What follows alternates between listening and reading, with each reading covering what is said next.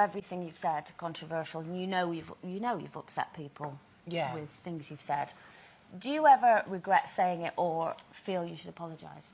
No, I don't regret saying anything that I've said because I'd stand by it. And I think in the house, whilst maybe people got to see another side of me or a side of me beyond maybe 5 minutes on a sofa or 2 minutes on a radio or 140 characters on Twitter, there is still a very hard side to me, a side that says, no, the taxpayer shouldn't be paying for your kid to go to school when you pay £4,500 on the transportation of your horses. Yeah, no, that's an opinion that you have, but I'm on about personal attacks, personal opinions. Do you ever think I shouldn't have said that and I should apologise?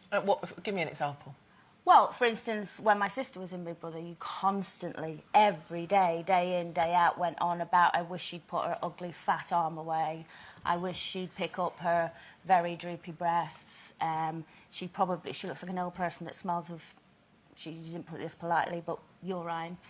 And as a family, that was really, really hard and I just thought, can you imagine somebody saying that about your family? Do you ever think, actually, I shouldn't have said that? No, and people say hard stuff about me all the time, obviously. No, if you let me answer...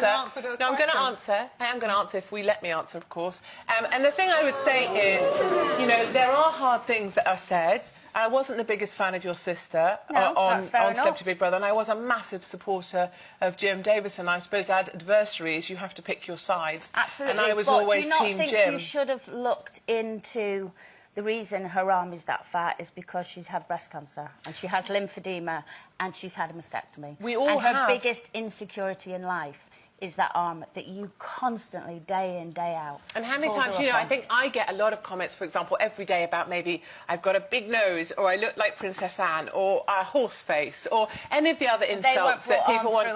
people want to throw at me, and I accept those things that people throw at me. But I guess I've always said that, you know, if you put yourself out there on TV, you have to accept that people aren't always going to like you, and you do have choices. I have a choice. I can stay at home and sit on my sofa, or I put myself out there and accept some of the comments that are coming my way, and I've been grateful for those. That talking to a cancer victim and describing her as having droopy breasts, is that constructive criticism? I think for me, I was Team Jim, and so I was with Jim all the way on this, and I didn't like the way she behaved in the house. I didn't like the way she conspired against Jim. Do you think telling a cancer victim that she's got droopy breasts is constructive, helpful criticism? I'm not looking to do constructive, helpful criticism. I have 400,000 followers on Twitter because some people find me witty and entertaining. No, but also we know how you get 400,000 followers on Twitter by trading them off. Then the reason people read the stuff you write is because you write fairly harsh and direct stuff about individuals. So we have to say we operate in the same business. I have never picked on someone's breasts